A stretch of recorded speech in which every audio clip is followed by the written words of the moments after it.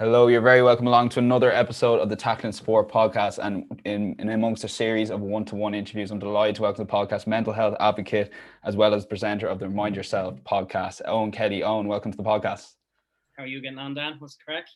Not too bad, Eoin. Listen, it's great to talk to you in these uncertain times. I know we've seen each other's at social events before. I know a few festivals we've had down through the years. I guess it's a lot different times in this regard, kind of lockdown and all that.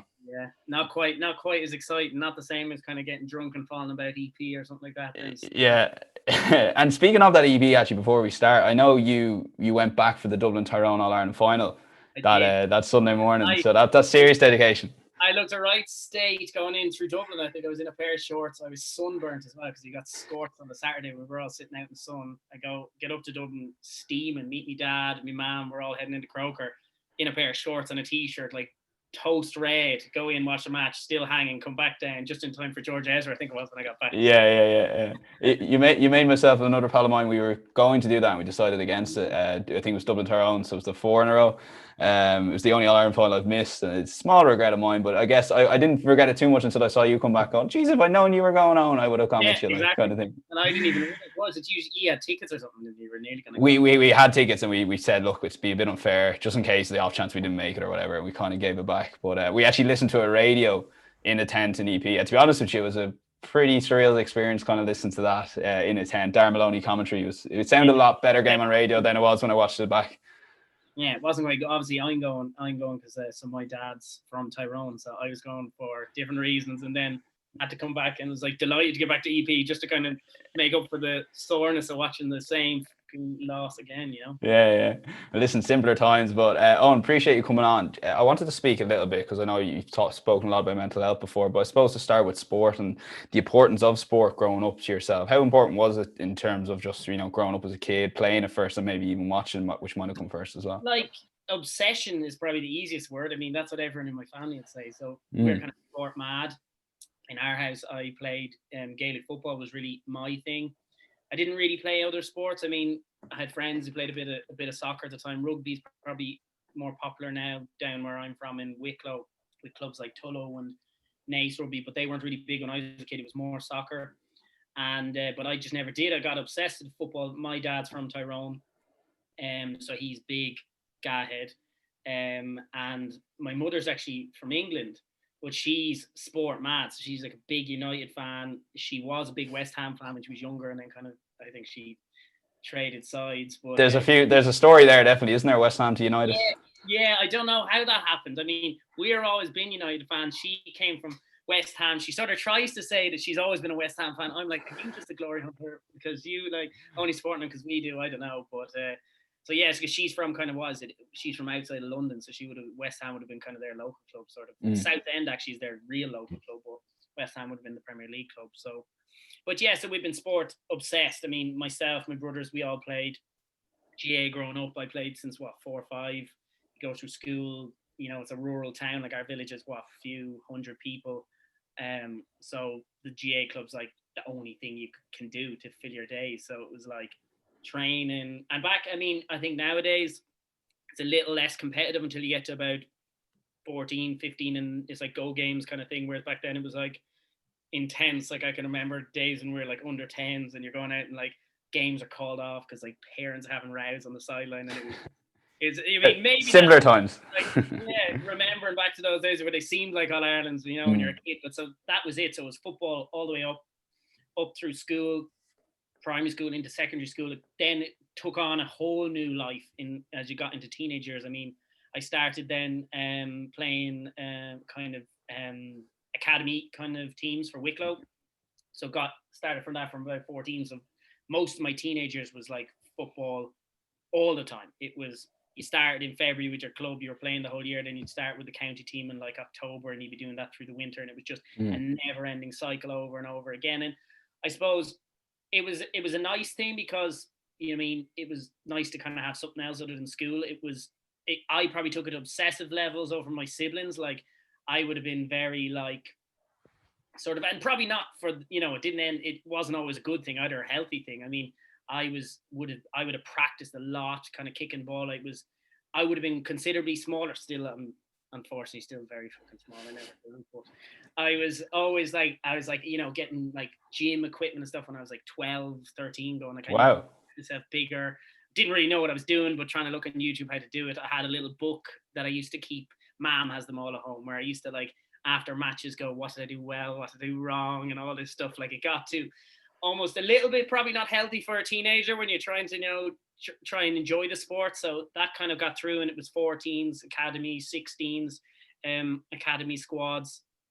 Then you get into minor, and then that was when things started to change. I mean, it kind of gotten where as we got older and other lads were getting bigger and probably developed, and I probably slowed down a little bit when I was about 17 and didn't really get a lot, didn't play at all at minor level for Wicklow, and kind of drifted out of it then for a while, went back to the club, focused on the club. Then you're getting into adult football. Then, and we have an interesting one, and it's the same in a lot of rural clubs, where you'll play underage, where it's two clubs together and then they separate and they go to at senior level. So you play underage. So our arch rivals, all my school friends, are from the club over the road. So you hate them when you get to adult football. That's just the way it is. So it makes it another interesting dynamic when you go and play adult football. So yeah, so then what is it? You go into, I mean, I suppose college probably, football has probably impacted good and bad ways a lot of my kind of later teens, early 20s years. I mean, I then went on and played with the Wicklow under-21s for 2 years. And then on the final year, got in as part of the extended Wicklow squad and was part of the senior squad then for about a year. But I mean, I can remember back, and I have friends now from college who I barely know, or I mean, my core group of friends in college will always still bring up the fact that I probably had a handful of nights out where I socialized with them. Like, football in university was the only thing. And I didn't play university football. I never played in college. I only played with Wicklow at the time because I was playing the under-21s. I was like, I can't do too much. But it used to be, you'd leave the house 9 a.m. for college. You'd bring your gear bag.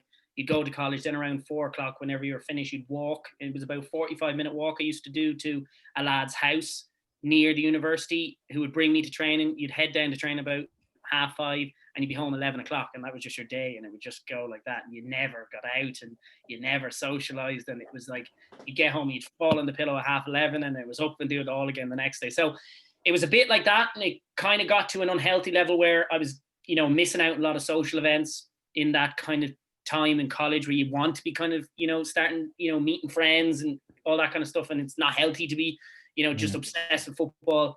And then it was getting to a point where you're training 5-6 times a week. And it was 2017. I was not getting chances, and I was like, this is not working. Called up my manager, said, look here, what's the story? I'm not getting a chance.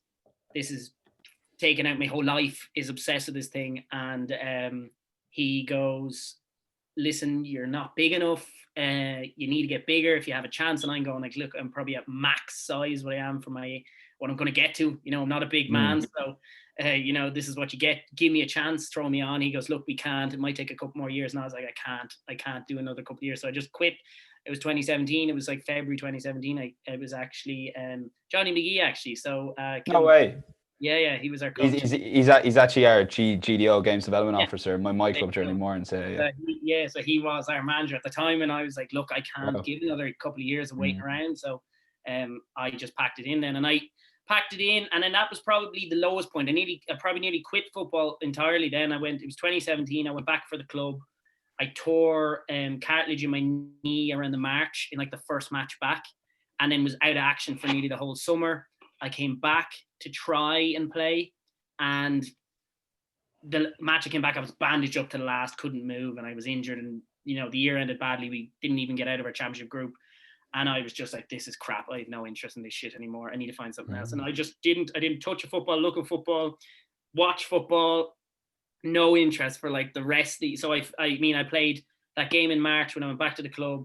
Obviously wasn't playing county, played the game in August. When I come back from injury, it was a disaster, and then just obviously wasn't playing county that winter. So it was the longest I'd ever not touched a football since I'm 14. And I remember going like, I hate the sport. I just despised it. Everything about it. I said, I'm 22, 23 years of age. I missed out on all those experiences in college. I didn't get the end goal of getting on the Wicklow senior team, which I obsessed about since I was 12. And what's it left me with? Pretty much nothing. No good memories, no good experiences, and it's not going to get me a job. So what's the point? And you go back to the club, you're like, it'd be better there, and then you go get injured, and you're like, is this really worth it? And I obviously, as you would know, we've spoken about this obviously ourselves, is the driving up and down and going to training. It's a lot. Like, it is a lot. And so I then went through a couple of years of just, I'm not really arsed with this, and I was looking at kind of joining one of the clubs up here, maybe playing a bit of football here. It made a small bit for you. Yeah, exactly. And and then I think was 2019 was probably the first year I started to enjoy it again, and I was playing it more for enjoyment than that obsessive level. And 2019 went through and it wasn't overly successful, but it was nice to get back. And then the following year we had a new coach. This year happened to be a guy we have a weird connection. He's from our club. He coached me when I was 16, and we won the under 16 championship at the time. Then a couple of years later, he went to Australia and then came back 2 or 3 years later when I was about 18, 19, and we coached together. We used to coach an under 14s team together. And now he was back coaching in our senior team, and I was actually playing for it. So a weird kind of like circle of things. And I don't know, it was kind of funny. We went into the year, and I remember saying at the start of the year, I was sort of like, we have an old squad. We have a lot of older guys who wouldn't deal with these long seasons from February to September. And it actually probably just suited us this shorter year with the COVID situation. The every 2 weeks meant, the lads didn't have time to pick up, get stiff, or slow down. The older lads could get up to a speed and kind of keep it going for 6-7 weeks, whatever the championship was. And it was a nice break. It was just every 2 weeks, bang, bang, bang. We had about 7-8 weeks was the length of the championship from start to finish. And we ended up winning for the first time in 20 years. So all that, and I'm kind of going, all that hardship, was it worth it? But then it probably was, because, winning championship 20 years, that was really what you wanted to always do. They're the people that you've grown up with. They're your home. And getting to do that. And our coach did that 20 years ago. So our coach was on the team as an 18-year-old back in 2000. And we came, so I used to live in Greystones when I was very small, and we moved to our village, Donard is what it's called, when I in 2000. So we moved in just after they won, and I remember seeing all the celebration going, what is this all about? And and then obviously 20 years later we come up and do it. So it's kind of had a nice kind of circle to it. It's been a nice kind of up and down journey. It's obsession, that's what I said at the start. It's been 5 years, it's all I've done. Anyone who knows me from school is like, Eoin's the guy who plays football, he doesn't come to doesn't always get to parties or whatever and things like that. But then it was coaching as well. I did coaching for years, 5 or 6 years I did coaching. So if I could squeeze any more football into it, that I would. And that's just the way it's always been. And I've just had to, people around me have had to accept it. So it's amazing for your club to have gone that full circle in the 20 years since 2020. Just on that conversation you had with Johnny McGee, did you have a small bit of resentment, not just to the sport itself, but maybe regrets on your decision? You've mentioned already in terms of missing out on that college life, and people miss on the life for various reasons. We had Conor O'Keefe on the podcast a few weeks ago, and he was just religiously focused on the sport, and you kind of made up for the college life, years later, that sort of thing. Was there any resentment or any temptation to go back to that life, because you had that break from football? You said you didn't even want to touch a football in that time or even watch it. Yeah, I probably did. That kind of gaps 2017 to 2018 was making up for those college years. I definitely drank more in those 2 years than I had done in probably the previous 6. And I did try and get the best out of it. And I think I was working at the time. So, obviously you have a bit more money, so you can kind of enjoy yourself. And I probably did make up for it. I definitely enjoyed myself for those 2 years. But there was a lot of resentment. It's funny, sports, one of those things that I was saying, it was kind of even before we went into the final, it's one of those things that gives you the opportunity to have the best experiences of your life, but also the worst, because when you don't go according to plan, because you put so much into it, it feels like the world is falling around you, and there would have been a time where I was probably resentful to Johnny McGee and players on the team who I thought I was better than. And there's definitely lads who I'll probably always feel I was better than, but sure, that's what everyone says. Sure, we watch any football. I'm watching United at the minute. I'm going, I could do a better job than Harry Maguire in centre back. Now, maybe I could, but that's what you get to do when you're not playing. So there will always be that. I think the fact that I've been able to get enjoyment in other places with the sport, I think it's hard to see how I could have continued down that road and been in a position where I would have enjoyed the sport or encouraged, say, friends or, say, future kids to go and play the sport.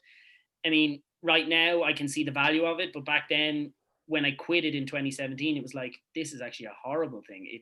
ruins your social life. It forces you to give up so much. You're aching sore all the time, and you don't get anything out of it. I mean, and remember, I'm playing for Wicklow, so unlike clubs, you might have a bit of a chance of winning something. We certainly won't, as much as we'd like to. So there is always that. But look, it is sport. You kind of, you have to accept that when you get involved, that, things aren't always go according to plan, At that time, I suppose, was there anything the sport like GAA could have done in terms of either the county team or the under-21 team or whatever? Because 5 to 6 days a week, I know that's everything combined, but it is a lot to ask of people in college, especially when you're on a full-time course that is going to decide your career, and it's so much more important in the grand scheme of things in sport. And I know we're talking a lot about the importance of sport, but at the end of the day, particularly with GAA, it is an amateur organisation, and I think sometimes GAA and managers and county managers, club managers lose sight of that at times as well.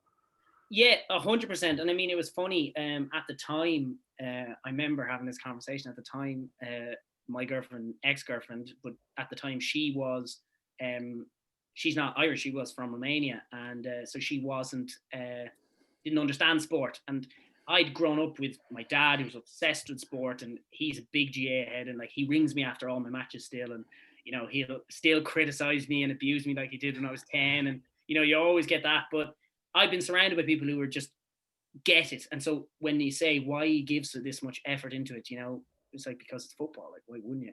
But I remember she one day sat down with me and said, why are you putting yourselves through this hardship? Like, will you ever get paid when you get up to like that Wicklow level? That's what you're trying to do. And I went, no, I won't get paid. And she goes, all right, so you're committing 6 days a week to this and you'll never end up being paid. I was like, yeah. She goes, imagine I turned around and said I was going to do something, and I can't remember what example she did. She goes, and I did something for 6 days a week, and I was like, I'm not getting paid for it.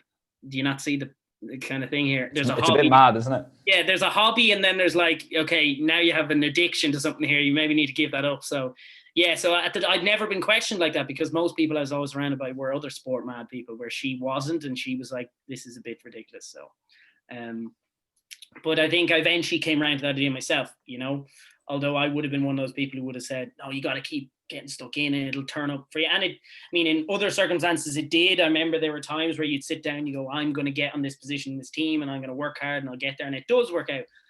But then sometimes it doesn't. And I mean, I always think football is a nice, or sport, any sport actually, is a nice kind of easy representation of life in a sense, because you can work really hard for things and it doesn't work out. You can also work really hard for things and it does work out. And it's out of your control. There's things you can control, things you can't. But the nice thing is, there's always another game. There's always another competition. You win some, you lose some, but you always have the nice reality of there'll be the next match to play. Even if today was horrible, there will be the next match to play. And so you can kind of always, there will always be another match. As long as you're enjoying playing it, then you'll be happy enough to get out there and play the next game. So that was why I kind of had to figure out my area where I enjoyed it more than just did it as almost a job. Yeah, I guess there's one thing I can kind of relate there. Like, I would never have gone for county teams or anything, so the club was everything. And I guess last year we had a bit of a heartbreaking defeat. I know this year we did as well, but it was particularly hard last year because league was our main focus. And we didn't get it done in like 3 games. I just remember the third game and how devastating it was after. And like you mentioned, I think you mentioned something there in terms of like, it's a representation of life, and sometimes you work hard and it does work. Sometimes you work hard and it doesn't work. And sometimes you get lucky either way, that side of things, because it's tough in this team sport, I guess. There's 15 players you're relying on. There's 5 in yourself. I guess it's so hard to kind of put that in context sometimes when, you lose by a point, you gain by a point, and people kind of say, oh, this team was better by this team was better like that, or this is why they lost. Where in the end of the day, it's literally just a lot of luck in terms of a ball hitting off a post, and you can work just as hard and that sort of thing. And I think people forget that sometimes, and it's a lot of a black and white mentality in terms of winning and losing as well. 100%. And I mean, I think, you kind of hit the nail on the head. Those team sports are difficult because you'll always go, well, if he did that or if he did that, and you can go through the whole game and you'd have like 100 examples. So, you could, and I mean, you can't go. I mean, you're always like, oh, if only I was in that position, I would have done it better, And but then like the hardship is in those individual sports, your golf, your tennis, whatever. I know and I'm no good at golf. I mean, I'm not half as good as, I just enjoy it and I play quite a bit of it. But when you're out there and you're hacking the ball, you can't turn around and go, well, if he did that, because it's just you. So it's hard in that sense as well. I mean, it's not all kind of rosy sport, individual or kind of team sport. And people will always there's always people say, oh, that was a fluke, that wasn't a fluke. I mean, I even see it when I was reading actually this morning, when United bet RB Leipzig 5-0, the initial articles were all, he's got it, this diamond is working, Solskjaer's figured it out. Today I was reading an article where it was like, Solskjaer hasn't a breeze, it was fluke, he doesn't know what's going on with those players, he threw them out and it somehow figured itself out in the pitch. I think it actually was Johnny Giles or someone actually who was actually talking about that off the ball. And I was going like, this is the problem. I mean, you can't say what is fluke, what isn't fluke. The thing about sport is you win some, you lose some. And so you kind of have to get to a point where you play it because you enjoy it rather than play it for the results. And eventually, if you stick it out long enough, hopefully everything balances out. I mean, like our club, 20 years. So there's lots of people who probably went in between those 20 years who won nothing. And there is one guy who was on our team who was there 20 years ago and was playing again this time. He was 17 at the time. So, and unfortunately, that's the way it is. I mean, you just hope that everything balances out. At the end of the day, people come out with the sport hoping that you played it because you enjoyed it, and if the bonus is that you won something. But yeah, you're never gonna win them all, and you're never gonna please everyone, and you'll always have someone. Yeah, so I guess the prime example is Kieran Whelan. Like, I think he actually retired in 2009, and they ended up Dublin have won every All-Ireland pretty much since. And like, there's not like nothing to say that he's just as good of a footballer as Michael Darragh-Macaulay, probably a better footballer as Darragh-Macaulay overall. And Michael Darragh-Macaulay's ended up with Footballer of the Year awards, that sort of thing. So not to. Like, I mean, does he sit there going like, if only I stuck it out? Yeah, but it's like, just thinking of him for a second, it must be very tough kind of looking at that. And I know he does a lot of punditry, and even looking at someone like Steven Gerrard with Liverpool winning the league, you know what I mean? It's just, luck plays that a lot of part in the big in the grand scheme of things. Back over years, and as much as look, Gerrard is a great player, Kieran Whelan was a great player. There's been lots of great players who didn't win anything, but they'll always say people will always focus on results. They don't focus on the other stuff around it. And, that'll eat those people, and so you kind of hope that they played it because they enjoyed it, and that was the satisfaction you got out of it. So it is tough. It's not easy though. Yeah, it sounds like you're in a good place with sport though in your life in terms of playing it. You had the championship win, but also watching it as well. You're enjoying it. Yeah, I mean, I figured out a nice place in sport, and it is kind of that thing where I always get very conscious, particularly when we start to do well. I could have the tendency to fall back into that obsession like I did when I was, and get really into it again. And I always have to catch myself. And I'm always telling like my girlfriend currently and like my parents and all, I'm always saying, can you just, like, if you see me starting to get over the top and how I'm taking this and taking it too seriously, catch me out, because I can fall into the trap. It's almost like I sort of relate to it. Like, it is a little bit like an addiction, I think, because it's not always fun, the training, but I definitely could fall into the trap of an addiction to the training and what my workouts for this week and do my sessions. Even like, lockdown, probably it's a good thing. It gives me something to do. But if I get in a rhythm of that, I can get into really getting back into that focus. I don't need anyone to tell me to do that. I'll go out and do my training. I'll be analyzing my performance to the nth degree, getting myself over too worked up about it. And so I always have to try and catch myself. But it's finding a nice balance. And the nice thing is, the lockdown, the only positive I can take out of it at the minute is that there's so much sport on TV, and it's all on TV. So there's no excuse for it not being on TV. So you get to watch loads of it, which is class.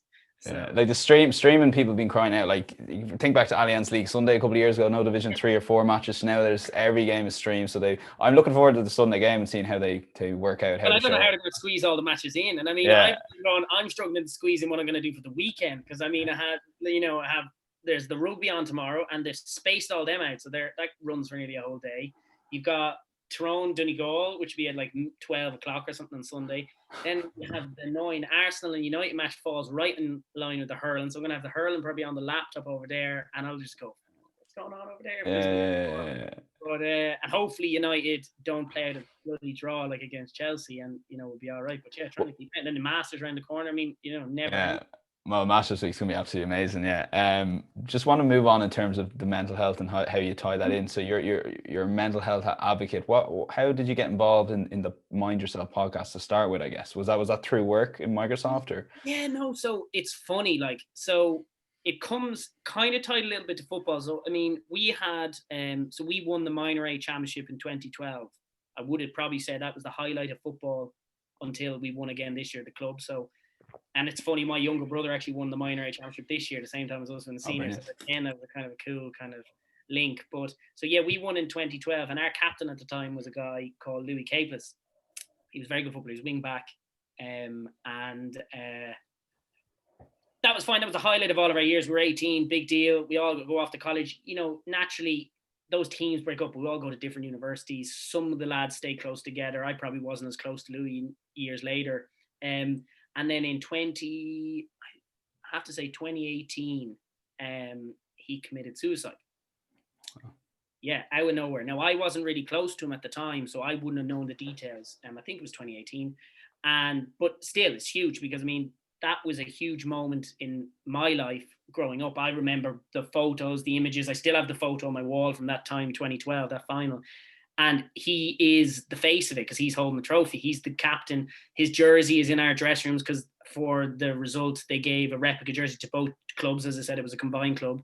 And I was like, what the hell? And I mean, you know, you went through the funeral, you went through all that kind of stuff. And I remember playing matches at the time and I was like, geez, this is just nuts. Like, this is a lad our age or whatever. And I remember I came out of it going like, there's got to be some way that, because I didn't know he was struggling. I mean, I wasn't close to him, but obviously there was no one else around him who realized it either. Otherwise it wouldn't have happened. So, I mean, I was like, there's got to be some way that we can figure out teaching or educating young people. And I'm talking like first year in secondary school or later in primary school, how to deal with their own mental health. Because in the situation with him, like, he could be struggling at home, or he was struggling at home and then sadly took his life.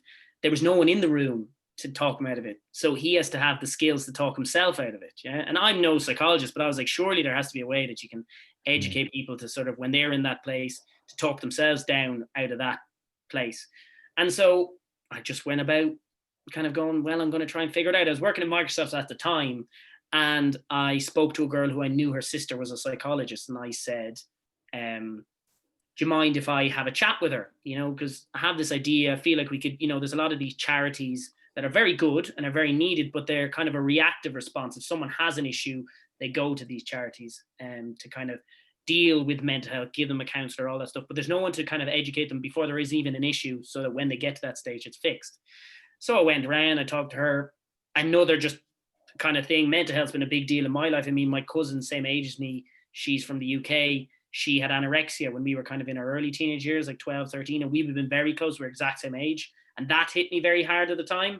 But I was probably a bit too young really to appreciate it or understand it. And it was only kind of then when I got a bit older, I started to realize, okay, that was kind of an issue. And I would have spent a lot of time flying over to see her because we were the same age, and my family kind of wanted me maybe to talk to her and see if I could figure out what was going on in her head. And so I spoke to her a little bit to kind of get ideas for this project. And then just randomly, this girl whose sister was a psychologist had lived with a guy when she was down in UL or when she was down in UCC. I think she's from Cork. I think she might have gone to UL, but she lived in a house anyway with this guy who had started a workshop program in primary schools in the UK doing mental health education, just standard mental health education for kids. I said, wow, that's very interesting.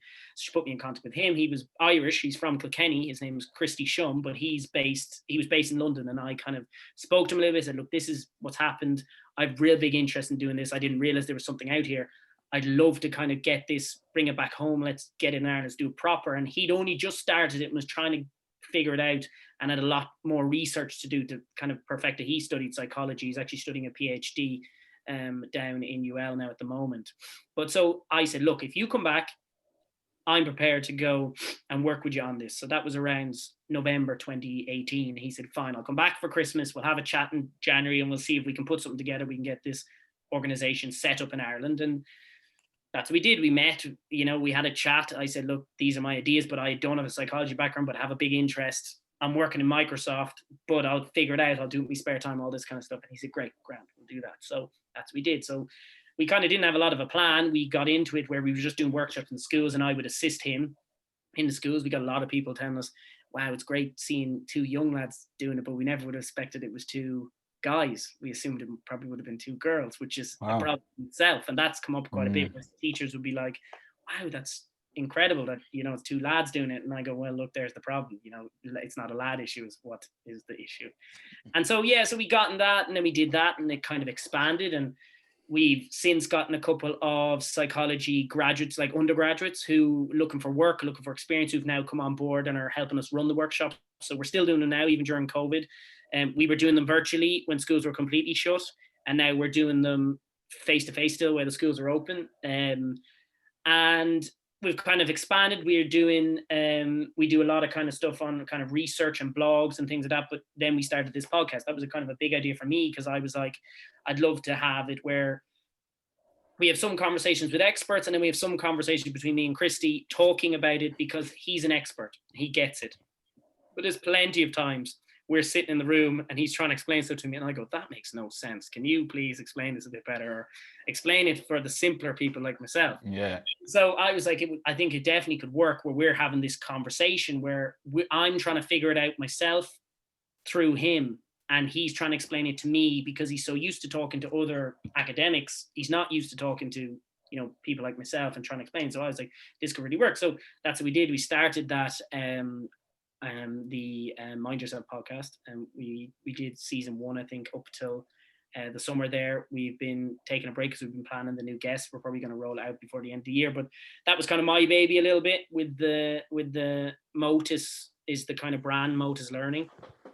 And since then it's kind of gone from strength to strength. I mean, it takes up a lot of my kind of evenings, is kind of working on that, you know, editing. I do quite a lot of the editing.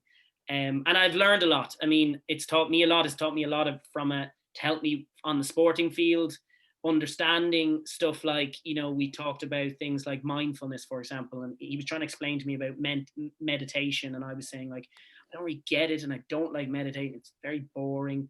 And he goes, well, it's not so much meditating. It's more, you have to get to a point where you can focus on one thing, because he said the problem with all of us these days is we're multitasking. Yeah, and we do. We look at our phones, we look at that. We're watching TV. He said, look, try and eat your dinner while not watching any TV. And I said, geez, that is hard. Or go for a run without listening to any music, and all these kind of things. But when he started to talk about it, I realized what I found, that concept of mindfulness, which is what it's called, mindful meditation, which is the idea of sitting down doing meditation, but you can have that experience in other places. Some people get it from art, where they're just art and they're not doing anything else. Some people might just listen to music and do nothing else, reading a book. But what I said, I could relate very much to playing football. And I said the only time I ever felt where the whole world switched off was when I was playing a match. And I explained this to him. I said, is that the same? He said, bang on, that's exactly it. And so he said that out there when you're playing, do you ever notice that it almost like feels like you were asleep when you think back and you go, I don't even remember some of the things I was doing. It was almost like, you know, you're kind of in a dream, out of body. It's because everything else switches off, and that's what we don't get enough of. And so if you're playing sports, great, that's your experience. If you're into art, great, music, whatever, if you make music, play music. But so that was kind of, I was like, wow, that's interesting. And so I've started to realize the health benefits of playing that. And I've found myself, you know, you have a hard day in work and hard week in work, and I'm sure you can relate. And then you go out and play a match and you're like, the whole thing switches off and you worry about it afterwards. And that's what that whole mindfulness is around. It's about being able to focus on one thing and forget about everything else and not multitask. And, you know, sport helps. We do a thing called CBT, is like the main kind of, it's a kind of a psychology concept around helping people deal with their emotions, deal with negative scenarios, and how to better appropriately deal with those emotions hitting you. And so a big part of it is around understanding how you're feeling, and then thinking unhelpful and helpful thoughts. Very importantly, unhelpful and helpful thoughts, because it's not negative and positive. It's just, will this thought help me get rid of this negative emotion? And I was thinking it again from a sporting perspective. I was like, it's like when your manager goes, when you make a mistake, think of the next ball. Think of the next ball. Yes, you made a mistake, but worrying about the mistake is not going to help you. But thinking about the next ball will help you. And that's the idea. It's about thinking about the scenario, accepting that it was a bad situation, but then thinking how I can better appropriately deal with it. And that's what we try and teach kids, so that they can better deal with negative emotions, be it in school, secondary school, particularly when you're hitting puberty and you have all those pressures. If you go through a negative experience in school, what's the better way to deal with it? If someone's bullying you, is it going to be helpful to run home and cry to your parents? Probably not, because yes, it may make you feel better in the short term, but it's not going to help deal with the issue. So how do you go about dealing with situations like that? And we go through all those things, and it's been a great experience, because I'm like, I tie it back, and it's so closely tied to my football experience, because it was kicked off from Louis' suicide, but it's helped me a lot understand the benefits of sport from a mental health perspective as well, which was nice as well to kind of justify. You hear it all the time, but seeing it and being able to tie it to the practices we do in school is really cool. Yeah, there's a lot in that. I guess what I can relate to a lot there is that mindfulness. It's something I should have really thought about, but I guess, like you said, on your job is kind of to be that mediator between the experts in a way. But like, as soon as you mentioned, like, you started off by talking about the multitasking there, and I was like, I can't even listen to a podcast. So for those listening to a podcast, they're doing something else now as well. That's me all over. Like, I can't watch a podcast on YouTube. I have to be doing something else. So even if that's just keeping up and talking to one person or one conversation, I have to be doing that with the podcast. And like you said, the only release I get from that is playing football, because even if you're working, you've got your emails in the background, there's always multitasking going on. So I guess that mindfulness, I never would have thought of mindfulness as that specifically, but like you said, football, it's just when you're there, the only thing that matters is football. And because you're only focused on one thing, your mind is so much more at ease there. But I guess already I'm thinking, right, as soon as I go off, I'm going to listen to a podcast. I'm just going to listen to the podcast, or I'm going to listen to music. I don't really listen to music and not do something else, or I might go for a run and not bring my earphones this time, which I've tried before. No, it's not easy because you can hear the breathing. You don't sound very good. I mean, I took my headphones out there the other day. I've never done it now. The football thing I can deal with. I'm like the running without any music, because I hate running. I just don't like it. I've never enjoyed it because it's boring. But I took my headphones out and I go, Jesus, I sound really unfit. It was like the grunting and the breathing, and I'm going, geez, I put my headphones back in. I don't be listening to myself. It's the worst thing to listen to. There's no point knowing you're tired if you're tired. Do you know what I mean? It's the last person that needs to know you're tired is you. Like, music is the thing that gets me to the end. I'm like, I feel like I'm in a movie. I'm like, at least get me to the end of this like run. But like with that mindfulness, like, have you tried doing that? Was that something you struggled with as well? Multitasking all the time, because I guess like it's just the way we are at the moment with the phones. Everyone's multitasking 99% of the time. Yeah, I mean, I definitely have, and I think I did it unconsciously. I realized the benefits of it. I used to always say, when they talk about, you hear really top level sports people talk about the visualization aspect. And the Tiger Woods talks a lot about that, visualizing a shot and seeing it, and not trying to play a shot, but play what he sees in his head, kind of thing. And I always used to remember going out playing football. I used to always almost I dream about it the week before playing the match, but then you go out there and it's just an entire like shut off. And it was always like, as bad as everything is, this is my release. And I didn't think about it too strictly around the mental health. I just knew I felt better when I played. And it was only then when I was thinking, that's a good point. It's the only thing I do where it's literally the only thing I do. It's like, sadly, every time you're speaking to other people, you might be thinking about that email in work there that went wrong, or you're having a pint with someone and you're thinking about the story someone else told you the previous week, or you're in work at a meeting and you might be on your phone as well. Like, there's so many kind of things that come in, and so sport was that release for me. But I'd never thought about it that way until I was kind of talking to Christy, and I understood how it fitted in. And the funny thing is, as much as you just take it for granted, it'd be this thing is, if you didn't have that, the negatives would be huge, and you just don't really take it from the sporting and the enjoyment perspective, but you don't realize the effect it has on your mental health. You just don't think of it that way. And I think it's only when I realized, when I didn't play for that 2017, and I realized I had a hole, and I used to always blame football for being miserable because I lost out and missed out on so many stuff. But then I realized I needed it, but in a healthy way, but to keep myself kind of balanced. And so, I would say sport's very important, but then, you'll be able to see the benefits yourself through it as well. Yeah, you mentioned something there about being proactive as opposed to reactive. How have you found trying to bring that true in your work in terms of the podcast and the website? It's a very difficult thing to do. Like, for example, someone listening to this podcast, how can they go about from listening to this to being able to improve their lives by, for example, using tips like that mindfulness and focus on one task, and really seeing the benefits of that over the long term and giving it a go instead of just going back to that temptation again? So, I mean, so that was the biggest thing. It was the proactive thing for me, because I was like, we spend so long spending a lot of money, and it's great, and you have your darkness into light, and there's loads of these great initiatives to help people, but they're very much, when someone's ill or someone has a mental health issue, go to them and they'll help you. Whereas like, we all have mental health, and how famous are people like Joe Wicks and all these kind of online fitness gurus who do gym work, and we're all obsessed with the gym now, and everyone's a gym expert, and even people who aren't sporty go to the gym. Like, it's probably the one sport that everyone goes to the gym or exercises. And we listen to influencers and all this stuff talking about that. we don't really do that about mental health. It's like, why isn't mental health like a muscle, like it is like your biceps or your chest? Like, why don't you have a mental health workout? So the way we do it, and it's all kind of, we post a lot of that on our social media, but the kind of backbone of everything we do is called the 5 ways of wellbeing. And this is done by a study in the UK, I think it came from the UK, actually. Christy will probably give out to me now if he listens to this, because I botched where it came from. But it came from a proper research study.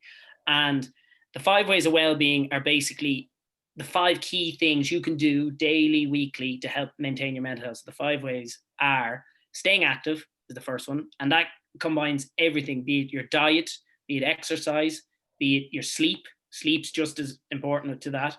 And we partnered with a nutritionist and Paul and me, and then a sleep physiologist, Brie Giletti, who actually runs a clinic called the Insomnia Clinic, actually in Dublin, deal with people having sleeping issues. And she talked about how a lot of the kind of training she does with people with sleeping issues are very tied to how they deal with people with psychology issues and mental health issues. So there's a lot tied to it. But yeah, sleep, diet, exercise, really important. But then we all know that that's kind of key. The next one was learning.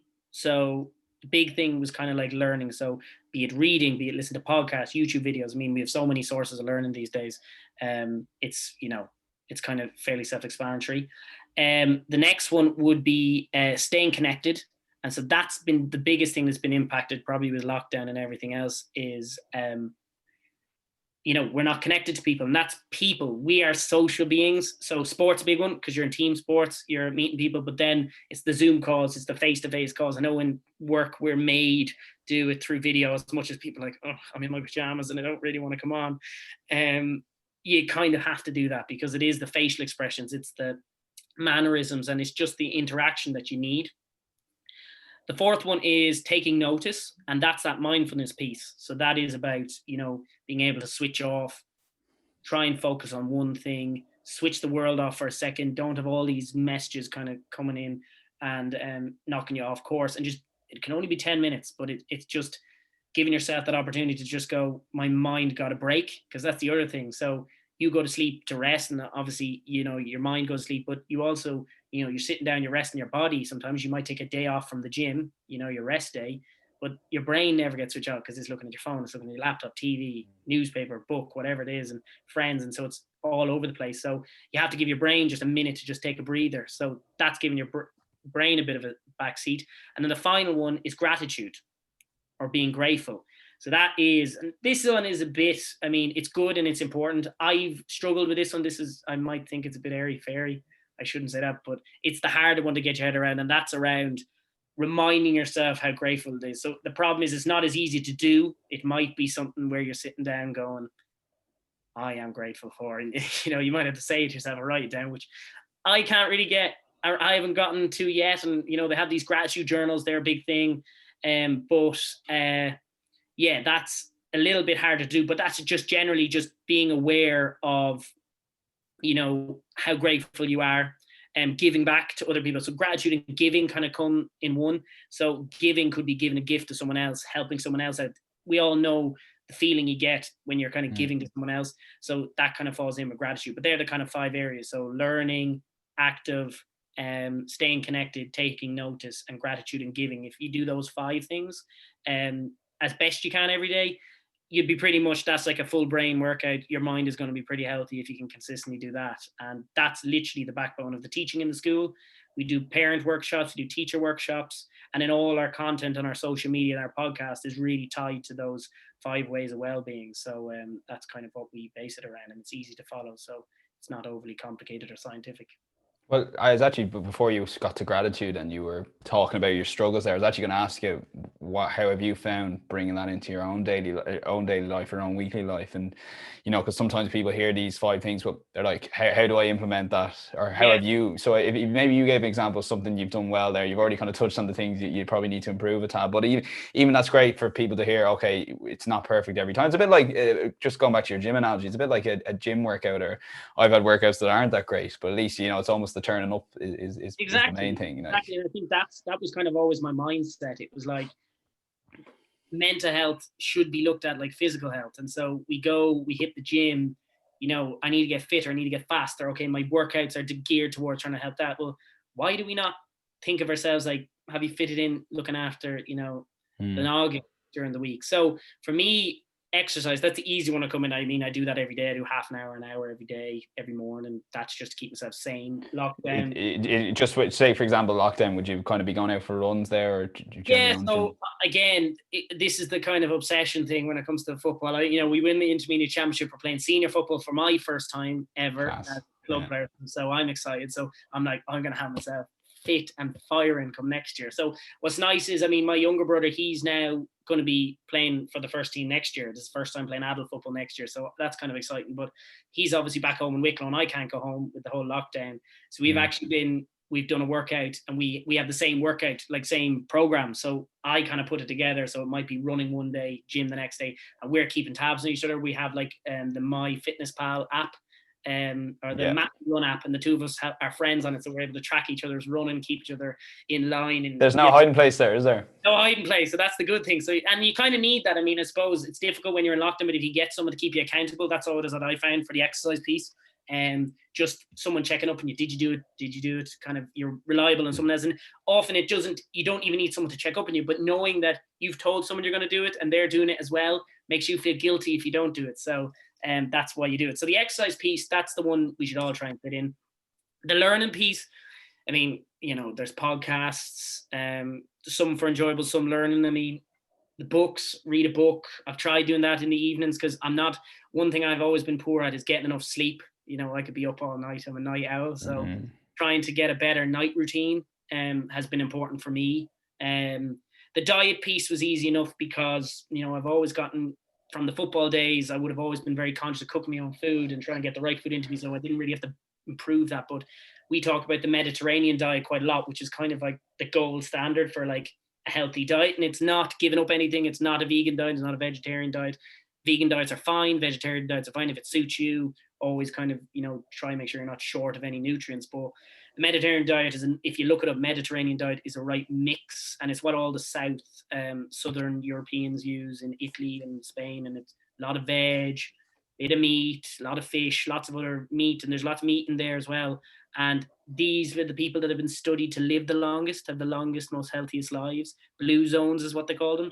So they at a part of the world where people have these Mediterranean diets. So that's the one that a lot of nutritionists recommend. Look it up. There's plenty of recipes. But yeah, diet's a big one. The sleep is a big one.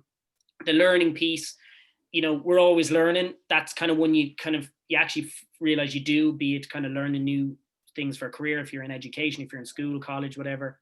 And would you actually go, right, I'm going to learn here now, or is it something that you're kind of trying to pick up as you go? Because that would be something I might struggle with. Like, one day I'll be learning. Next thing, 3 weeks have gone by, and have I actually been doing that at all? Probably not. Yeah, my problem probably comes down to multitasking and not procrastination, but like I'm so many things. So I'll get really interested in a topic. I'll be like, wow, that's really interesting. It might be something to do with, I don't know, the climate. I watched the David Attenborough documentary recently on Netflix, and I was like, obsessed with the climate change. So I'm learning a lot of bit about that, but that'll last for a couple of days, and then I'll be like, I'll just binge then on like videos, sport, and I'll be watching, load of sports stuff, and then it'll jump to maybe reading. There's some things in work I'd have to learn, or like courses I might have to take, that kind of force you a bit, but I do have to improve the kind of education piece and the learning, because it's hard once you finish education. You kind of think, thank God that learning's done and I can just live. But it's important, and doesn't have to be kind of really official, but maybe you want to learn a language,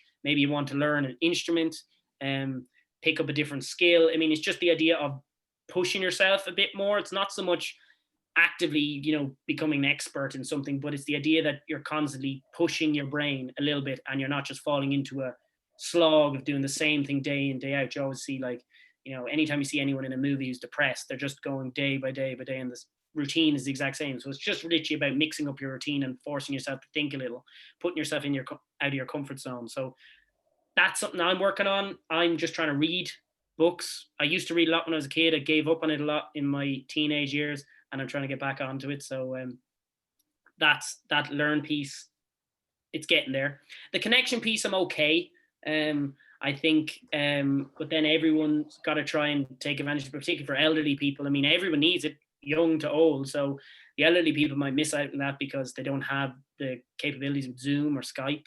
In some cases, so we've got to be conscious about, calling family members, elderly members, calling each other, call your friends, text your friends you haven't spoken to in a while. I mean, we all need it. As much as people will say, I'm an introverted person, I'm an extroverted person, I like my own space, I like to be around people. I know personally, I always liked just being around people. I don't do well being on my own, which is why this living on your own is not fun. But so I'm always kind of calling me friends or trying to, keep in touch. But that's important. And as much as you like your own private space, you're always going to need to chat to people and stay in contact, be a family, friend. So that's very important. And that's an easy one that people can pick up pretty straight. And I don't think people will ever be upset with a text popping up on their phone. No, if they do. No, they won't. I mean, that's why when people say social media is a bad thing, it's not a bad thing. It's just, we do a lot about that in some of our podcasts where we talk about social skills and a bit of bullying, and we talk about the negatives of social media, but how social media is not going to disappear. It's not going to go anywhere. And there's a lot of good to it. I mean, it's given us the platforms to do a lot of this stuff, this kind of online, this connection online, this texting, this phone calls, these like video calls, like what we're doing now. And so we can't bash it, because without it, you'd be lost. I mean, if we're all stuck in our houses and we didn't have any way of communicating with people, we'd be stuck. So there is a lot of good things. People sharing their lives, particularly for family members, elderly members you mightn't see in a long time. They might be able to see those photos online and feel a bit close to you when they can't see, and all those things. So there is a lot of good thing to it. It's just about how we use it. But yeah, connection is really important. And taking notice, as I said, for me was the football. And I mean, I suppose I used to have this weird thing where I used to go to the gym without any music.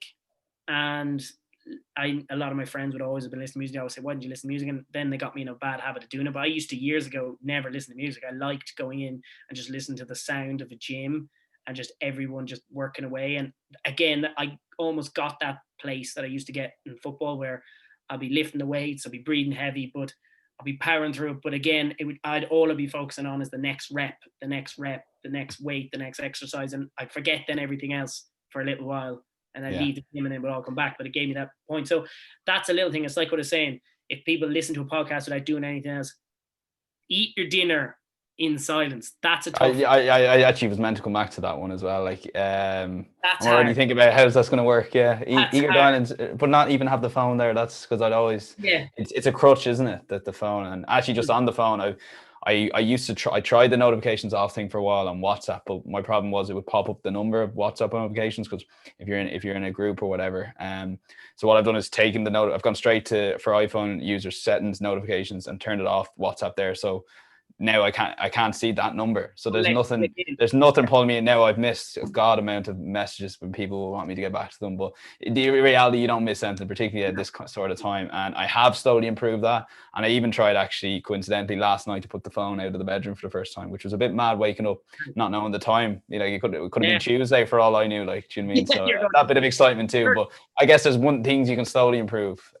Yeah, they definitely the kind of try and do those things. Those multitasking is the biggest thing we all have. But yeah, the eating dinner without watching TV or without. I'll try that. I'm nervous already. Running without headphones is tough. I tried that again, not easy. But yeah, people can just try and pick a thing they like to do and do it without doing anything else is a big thing. And then finally was the gratitude, the giving. I mean, at Christmas time, we're all going to get to kind of give each other gifts. Hopefully we're going to get to see family members. It won't be all crazy lockdowns, but that's always a nice time. And everyone always talks about it. We know that you enjoy giving gifts, so we know we all do it. And it's as much about your own mental health as it is about helping out the other person. You know, doing any charity work, everyone always says they feel better about themselves. And we talk a lot about how people feel bad, and it comes back to that Friends. I think we might have done a chat on our podcast about that. Have you ever seen that Friends episode where they say it's impossible to do something nice without you feeling good about it or something like that? I think it's Phoebe said, like, Joey, like, you can't do a favor for someone because there's no like thankless task, because you are always going to feel better by helping someone else. And so that, and we were sort of talking about how that's not a bad thing. You know, just because if you do charity work or you give a gift or you do something voluntarily that makes you feel better and you feel better from it, it's not a bad thing. If you do it because you feel better because of it, again, it's not a bad thing either. If we all just did things for everyone else because it made ourselves feel better, we'd all feel better. So it's Yeah, I think a lot of people kind of throw stones at that, and they say, "Oh, look at that person. He's definitely in it for whatever reasons." And even if they are, the fact that they're doing good to that person, for example, just to I think keep it at a high level of example. it was like what you were mentioning on your podcast there about, was it David Brady? David Brady. I was actually just going to use that example, like David Brady. And I actually talking to some people who weren't aware who that person was, who I won't name, who was having a pop. I think he might have deleted the tweet, but he was saying, "Look, I actually think he is in it for the wrong reason, but he's still the." That's what the person said to me. But like as Sean mentioned, like firstly David was actually approached, but the whole premise of it has led to this amazing thing that who cares what the initial premise was. Like the League of Ireland's taking that and they're ringing elderly people, and if one person, when we more exactly, so like you said, but it's an easy mindset to get into. And I'd hate to say this, but I definitely feel at times I'm like, God, he's only when you're in a bad space yourself. I think sometimes you end up portraying that on, and as you try and improve and try and learn more and trying to understand who cares. We're a bit like that as well. I mean, we're kind of throw stones. We do a lot of that kind of putting ourselves and other people down, and I think that is a big thing. It's like, well, who cares if he feels better and he's maybe getting more publicity because he's doing it? Great. Are the people that he's calling feeling better because of it? Yes. The League of Ireland started doing it, so they're feeling better. Yes. So really, who's losing out here? No one. Yes, okay, he's getting more publicity, but so what? Who fucking cares? Like, I mean, and was what we were saying. No one should feel guilty about doing something good because they feel bad, and other people shouldn't think there's anything wrong with someone doing it because it makes them feel better or it's good for them. So fucking what? If it's helping people, who really cares?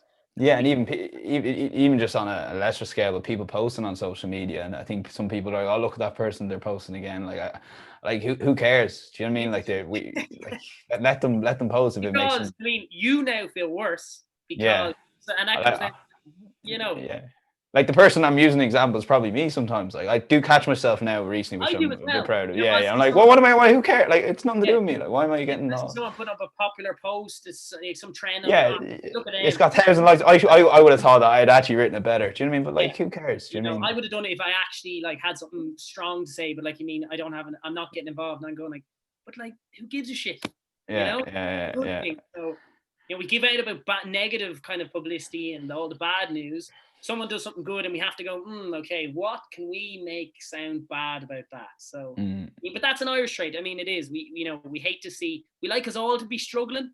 But at the same level, If we were all struggling during COVID, we'd be happy enough. But because the politicians get to do their thing, pissed off, the thing is like, that's the problem. We don't mind struggling as long as we're all struggling. If someone's, having a good time, it pisses us off. So we'll always find ways to give out. But we can try and be a bit more generous that way and sort of be prepared to give and enjoy the good feeling that you get out of it, because it is good when you're helping others. That's another, that fifth kind of way. But there's some things I'm doing, and people can go and check them out. Look up the 5 Ways of Wellbeing anywhere. They're all over the place. They're well researched, and they're easy, simple tips that people can just add to their lives. It's not a huge overhaul. You don't have to become a psychologist or study anything. You just do 5 easy ways a day or every week, and you'll definitely be healthier than you were before.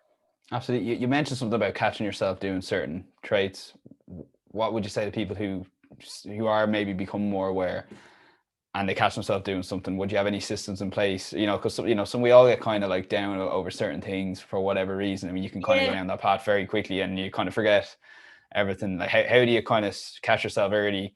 Not just catch yourself, but do the right thing to get yourself back. Because you can never go from, say, if you're feeling shy to feeling well again. It's got to be a slow steps and one step. Which is cool. Like you mentioned that, because that's like a really big part of what we do with the kids. And it's called around the concept of emotional hijacking. So the idea is that in a situation, naturally, due to our fight or flight emotion, so when you see something scary, you either run away or you fight.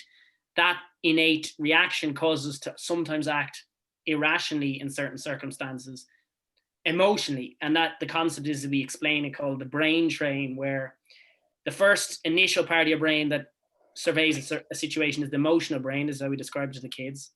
And that has the immediate kind of fight or flight response. It's either a fight or a flight.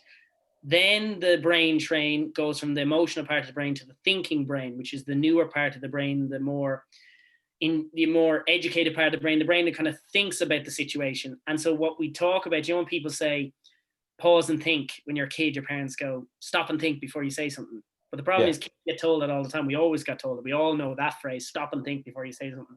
But the point is, why do you stop and think? The reason you stop and think is because you have to give your brain a couple more milliseconds to think about the situation rationally before you respond. Because once it gets to your frontal lobes, which is the kind of like thinking part of your brain, then you'll think about the situation properly. Go, is this a good thing? So the way we did it was, this CBT concept, which is cognitive behavioral therapy, and it talks about unhelpful and helpful thoughts. And so the reason being is that if I'm going to say something, so if I turn around and say that person's doing something that I think they're just doing it for a publicity stunt, think about the situation. So they've just made a post and I'm starting to get pissed off. Is me telling them that this is a load of bullshit, is that going to make me feel better? No. I actually just will probably increase my anger, because I'll be like, I'll be even angrier than I was before. And will it make them feel better? No, it won't. So rather than thinking about the situation, the easiest way, because we're all slightly selfish in a sense. So you think about it from a concept of, how is this going to make me feel? So you go, is shouting and roaring to them or saying there's a load of bullshit going to make me feel any better? No, it's just going to probably make my anger prolong for a little bit longer. Now, as we said, you can't go from being super pissed off to super happy, but the concept is around trying to reduce that anger a little bit, or reduce that sadness a little bit, and slowly come out of it. So if, for example, someone does something like that, and instead of you going, this is a load of bullshit, you support it and you go, that's great, or I really like that, you comment underneath it, you'll come away with that going, feeling slightly better about yourself, because you're like, I did a good thing right there. You might still have a little bit of a thing of, maybe he's doing it for a publicity stunt, but at the very least you feel a tiny bit better, that person feels better, and you'll much more quickly forget about the situation and probably not feel as angry than if you turn around and roared at them. And it could be the same, that can be put across any scenario. So that's how we talk about cashing it. It's about the pausing and thinking, giving yourself time to think, and then thinking unhelpfully, helpfully, what's the helpful thought for me to get me out of this situation? And it's always getting yourself out of a negative emotion. Obviously you don't want to be, if you're really happy, get yourself out of being happy. But it's, if you're unhappy, if you're sad, if you're angry, how do you get yourself to reduce that quicker than otherwise? And so that's stop and thinking, helpful and unhelpful thought. Yeah, the first thing I thought of when you said towards the end there, in terms of stop and thinking, and just getting to commenting on it, was at the end of a match you've lost by a point, take the second, go over and shake hands to a lot of lads that you genuinely despise, straight after again, these pricks basically, but you go out and you shake their hand, and it's the hardest thing to do, but you come out of it, and when it all calms down, go, at the very least, I shook a hand, and the anger might go that little bit quicker. But like you said, I've done that as well on social media posts where you're like, look at this clown here. Who do they think they are? But you know what? That actually is quite a good thing what they're doing. I'm going to comment on it. I'm going to like it. And then before you actually just forgotten about it, instead of going, send it over to 5 of your mates. Like, you go on your date, no hassle. And then if you ever met that person or whatever, they go, well, at least you go, no, I support that. Or they'll go, cheers, I appreciate that, whatever. Like, in your day is the exact same, nothing's happened. Whereas you go, that fucking prick. And then what you probably do is be pissed off and you'd be sitting over dinner and you'd be telling everyone else that bollocks online or doing all this. So, it only makes it worse. So you might as well kind of think about it logically and go, look, this is a bit of a waste of time. I'm not going to start getting bogged down in an argument. Yeah, absolutely. Like every behavior, I guess it becomes easier. But the final thing on before I let you go, if people think that someone is struggling, what's the best way to approach it? And it's a very tough question here, but like, say you have a friend you think might be struggling or who would have gone through a hard time, and particularly in lockdown and stuff, that'll only be communication through phone or WhatsApp calls or Skype or Zoom. So what's the best way to So really kind of the easiest thing to do is so the first thing is we talk about unconditional support. So when we talk about unconditional support, the biggest thing we're always saying is, don't go try and give someone advice, because none of us are experts. So you're not going around trying to tell someone you could do this, you should do this, stop feeling that way, whatever. Easiest thing is pick up a phone, text a friend. That's nearly the easiest one, because we talk about how the 5 ways of well-being involve connection. Give someone a call, you'll feel better, they'll feel better. Give them a text even. Look, you don't have to call. Calling can be awkward sometimes, so just give them a text. You'll feel better. If someone can try and adopt that 5 ways of well-being, I often see it as, if you go and look up the 5 ways of well-being, it's like everyone goes, okay, I'm going into lockdown, I'm going to start getting fit. My 6-week fitness program, I'm going to be flying. But why not just kind of adopt this 5 ways of well-being, either every day, every second day, every week, and then you can go, I'll be mentally fit come to Christmas, And so try and adopt that into your life. Pick those 5 things, start to read a bit more, try and get better sleep, eat a bit better, exercise a bit more. I mean, you're going to be exercising anyway, so that's good. And then call a friend, you know, send gifts at Christmas or whatever, you know, do nice things. There's always, like, if someone really is struggling, probably recommend charities, support services, mental health, Ireland.ie. They have all the links to all the different charities and support services. That's when it gets serious. I mean, at the end of the day, what we talk about in Motus is around trying to prevent problems and give you solutions. But if someone is already far gone, get the necessary support. Don't wait to kind of see, well, how is this going to go? Because, you know, you might get a second chance. But the important thing is the person needs to feel those things. So when you talk about, I'm saying how you keep in mind your own health, it's about staying connected, staying fit, staying healthy, all those kind of things. If you notice someone's routine changing, maybe they exercise a lot, maybe they used to eat better and they've become a bit lazier, you're like, maybe they're not feeling right. You need connection to help you feel happy, but they need connection just as much. So it's about them feeling like there's something to kind of stick it out for. And we're all going to have, like, people who thought mental health was a load of bogus and like a load of baloney. Like, I don't have an issue with mental health. I'm grand. I'm happy. I've lots of mates. I'm really cool. It's going to be struggling sitting at home today, you know, and sitting at home during lockdown. So I think we've all realized that mental health's not a person with anxiety or depression's problem. Mental health is everyone's, you know, cross to bear. Like you said at the start of the podcast, everyone has mental health. Everyone and has it's just trying to improve it. And it's not, I mean, people often see mental health, and this is the biggest thing when you start talking about mental health. We've had schools tell us, when you're mentioning your workshops or sending out the leaflets for the parents, can you actually call it emotional intelligence education? Because the idea of mental health makes parents think maybe there's issues with suicide or depression and all this stuff. And what I was saying was, if I turned around to someone and said, let's get all your kids exercising so they can get physically fit, would anyone say, are you calling my kids fat? Are you saying there's an issue here of fat? Now, I know we talk about childhood obesity and all that, but it's not the same stigma. I don't know why, when we talk about mental health, it's about you address mental health when there's a problem. If you are mentally ill, if you're struggling to be motivated, you're upset, that's when you go, I need to fix my mental health. You don't go, I'm fine right now. Can I be better? Can I be mentally stronger? Can I be, you know, people go to the gym to get stronger. Don't go to the gym, you know, some people go to the gym to lose weight, whatever, but a lot of people who are completely fine, completely healthy, still go to the gym to look a bit better, to get a bit stronger, to get a bit fitter, to improve themselves.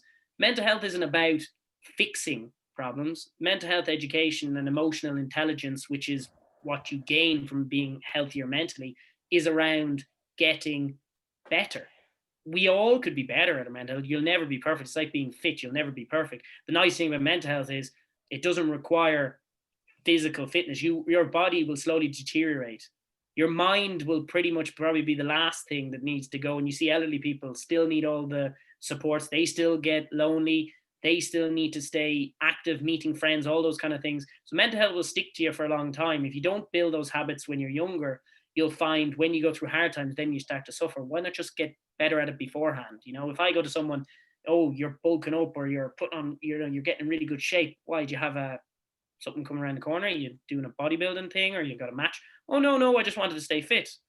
So why do you have to go, oh, crap, I need to sort out my mental health because I'm stuck at home and I'm really depressed these days and work's getting me down. Why don't you just go, I'm just going to match it up. If I'm looking after my physical health, I'm looking after my mental health. And, you know, why can't I just be better than I already am? And I think that's the biggest challenge.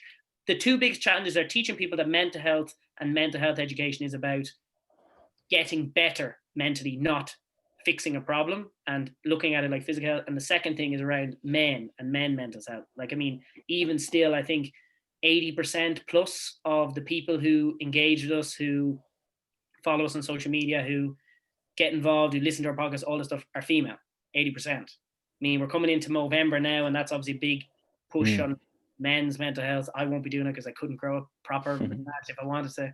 You actually know.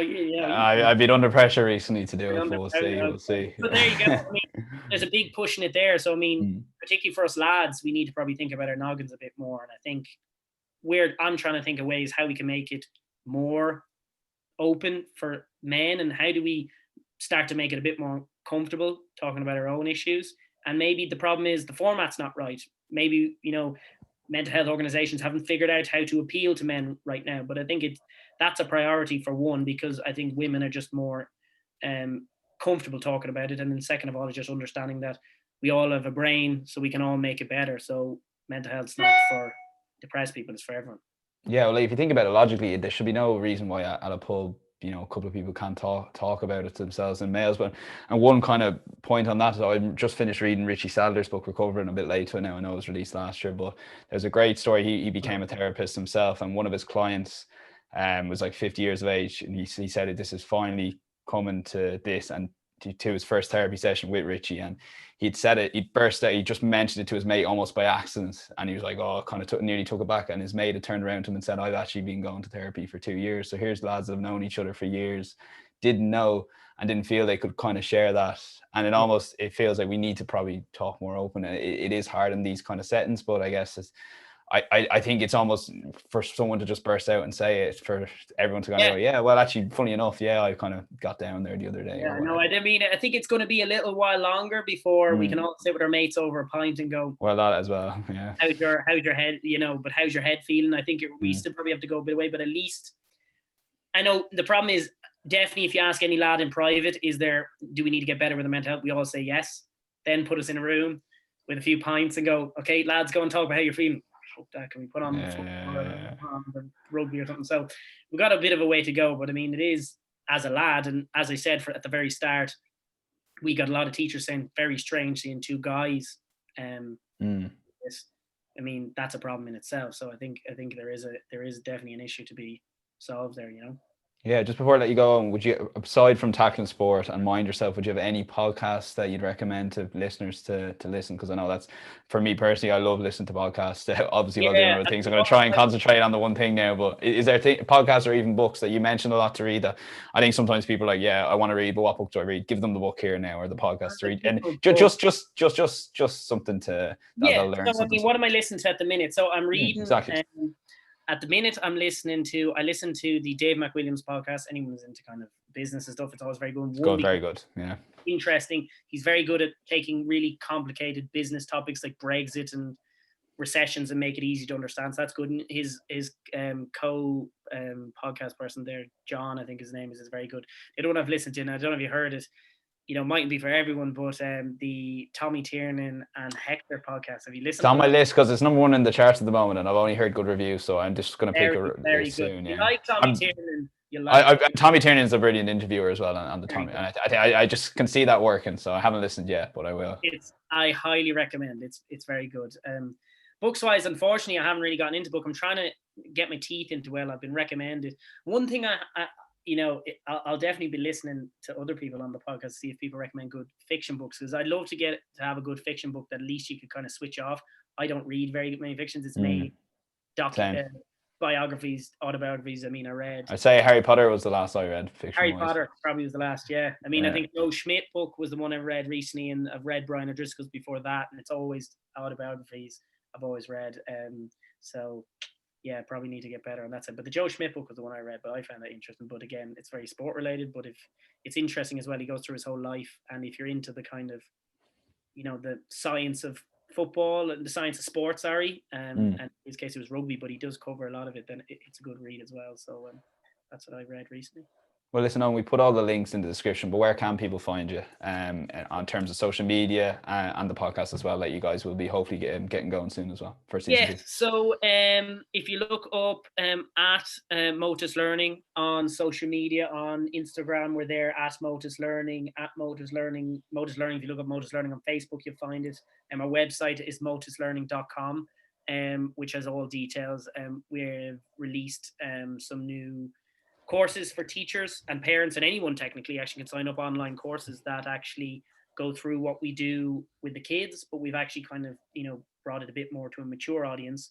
And we've recorded these like 7, I think it's a good, each course, there's about 6 courses on the website now, and each one is about 3 or 4 hours of work with like worksheets and stuff. So it's actually like teaches you these concepts, but like more academically, if you want to go into that depth of it. But yeah, you'll find all the information online, motuslearning.com, at Motus Learning on Instagram, Motus Learning on Facebook, LinkedIn, wherever you want. We're on all those platforms. Brilliant. Well, listen, Eoin, thanks a mil for coming on the podcast, and thanks to everyone for listening. And all the links that you mentioned are in the episode description. But again, Eoin, thanks a mil for coming on. Fantastic. Great stuff, Dan. Speak to you later. Cheers.